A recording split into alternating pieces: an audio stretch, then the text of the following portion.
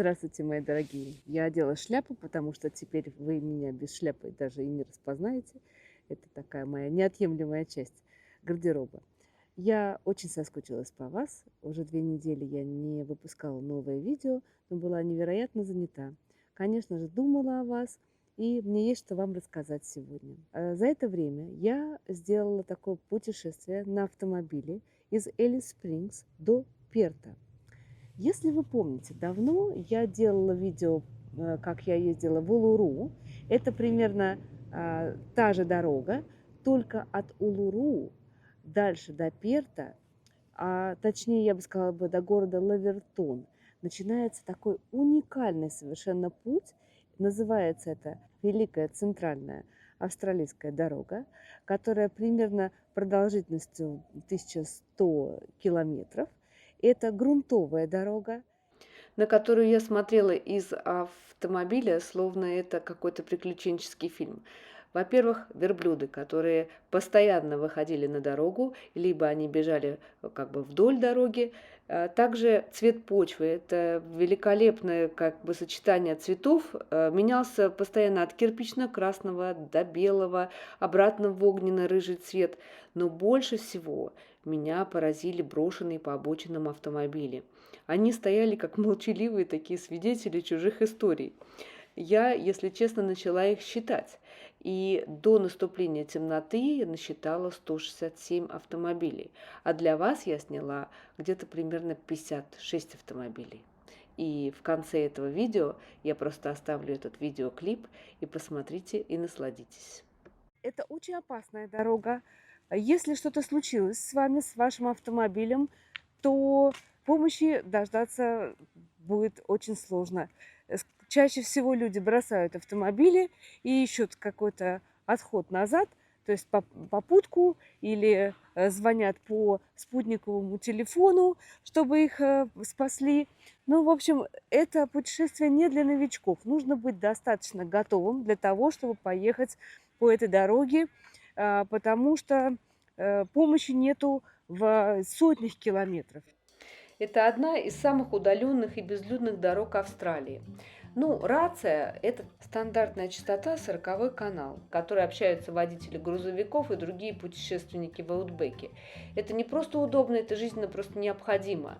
Мы регулярно пользовались ей, предупреждали об опасностях на дороге, договаривались об обгоне с водителями дальнобоев, ну или сообщали, что через 100 метров, например, справа пасется группа верблюдов. Ну, а что касается мобильной связи, то мобильной связи практически нет вообще. Для этих целей существует этот спутниковый телефон или хотя бы трекер вроде Garmin. Это единственная связь с внешним миром. Твоя страховка на случай, если что-то пойдет не так.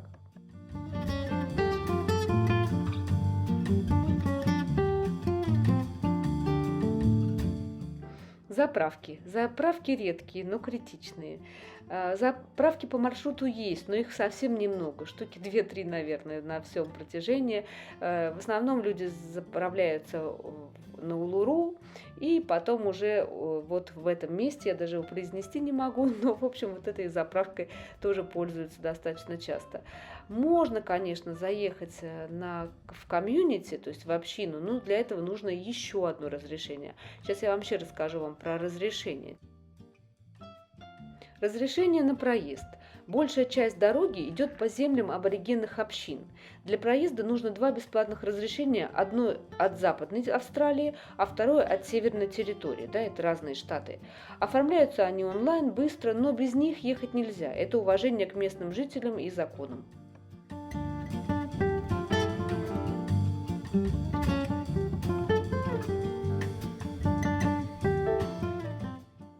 Ехать по Великой Центральной дороге в темноте очень плохая идея. Ну, мы знали об этом и все равно оказались на трассе после заката из-за задержки в пути. Время поджимало, и другого выхода у нас не было. Но ночью пустыня меняется, и, во-первых, животные, кенгуру, верблюды, коровы, собаки динго могут выходить на дорогу, потому что солнце больше не печет. Фары выхватывают из темноты только несколько метров, и вдруг прямо перед машиной может появиться огромная тень с горбом. На такой скорости обычно не успеешь затормозить. Но еще другая причина – это состояние дороги. На самом деле дорога очень такая ну, неровная, много всяких ям, как гофрированная такая, с промоинами, с пробоинами, и поэтому тоже днем ты еще можешь как-то увидеть дорогу, но вечером, особенно если машина, например, идет впереди, так вообще ничего не видно. Поэтому большинство опытных путешественников рекомендуют: останавливайся до захода солнца и ни на километр дальше.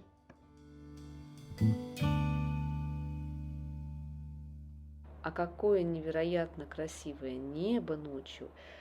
Очень много звезд, яркий Млечный Путь видно невооруженным глазом. К сожалению, не смогла я снять для вас видео, но это точно из тех моментов, которые я запомню на всю жизнь.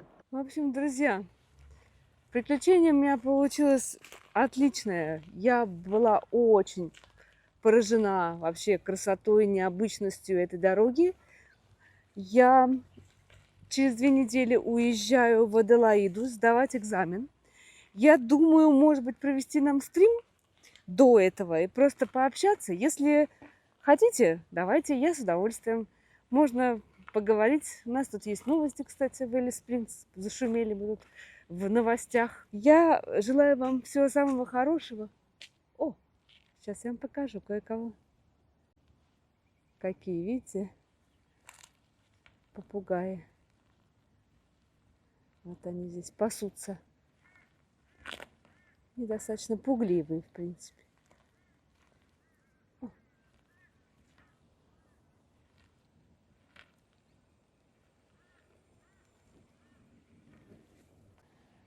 Несмотря на то, что сейчас уже зима и холодно, да, все равно мухи, как видите, огромное количество.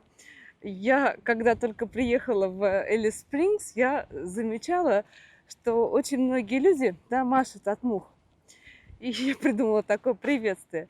Знаете, где в Европе, в Америке или где угодно, в какой угодно стране обычно люди приветствуют друг друга, махая рукой так. А в Элис Спрингс вот так. Каждый прохожий на улице все время отмахивается рукой. Поэтому, если вдруг вы увидите этот жест, знайте, что это Элис Спрингс, ничто другое. Ну, может быть, еще центральная Австралия, потому что здесь достаточно много мух. Вот, ну, в общем, друзья, я вам хочу пожелать хорошей недели, прекрасного вам настроения, здоровья вам всем. И знайте, что я вас помню, люблю вас, читаю ваши комментарии, поэтому пишите мне, и до новых встреч, наверное, после экзамена, либо давайте сделаем стрим. Так что пишите ваше мнение. Счастливо, пока.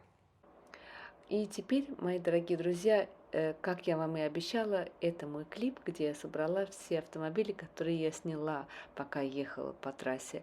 Насчитала я, еще раз скажу, 167 автомобилей, а сняла я гораздо меньше, потому что если бы я снимала бы все, то, наверное, до сих пор бы ехала.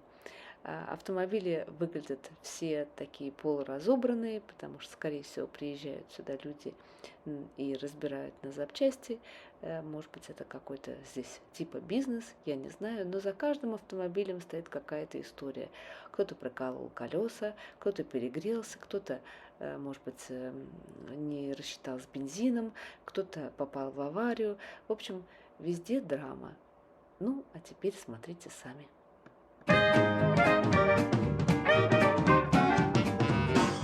Stay away from that old Viper man.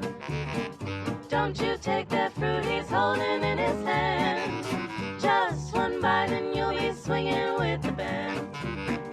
If you hang around that old Viper man, if you should come across a Viper in the night, that's when you get the hit that makes you feel alright.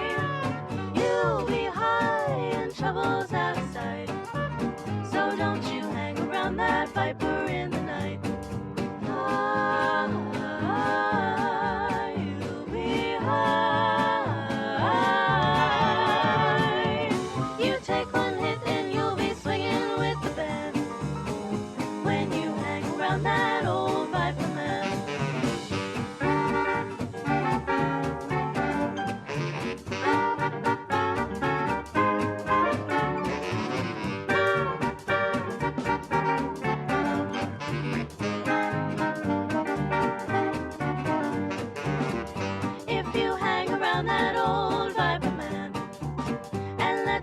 patiently to buy your lily hand. You'll be moving your body to the dance when you cut it with that old Viper man. Ah, you'll be high. You take one hit and you'll be swinging with the band when you hang around that old Viper man.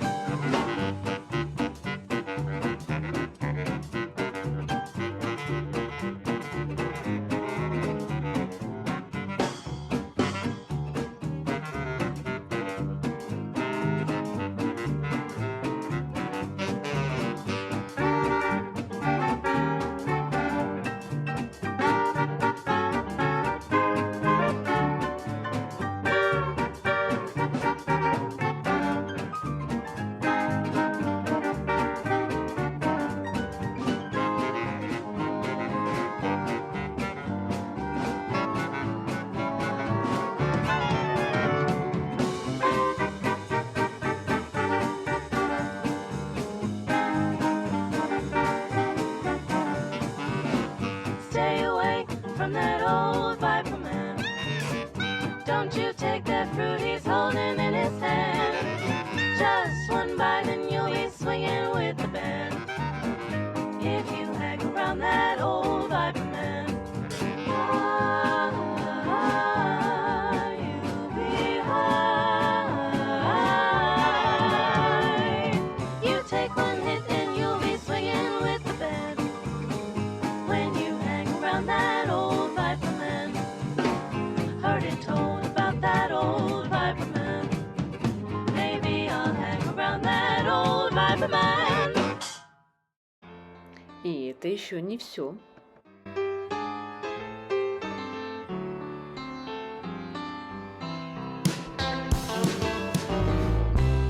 And everybody's got to run,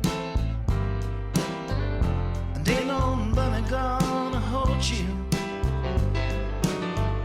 And everybody needs someone. Don't try to go alone. Don't say I never told you.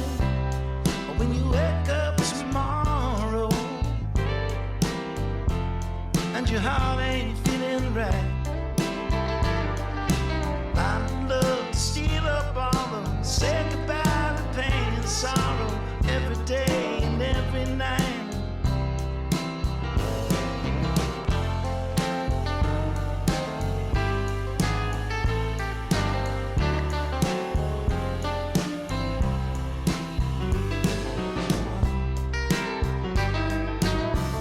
This loneliness won't get you through.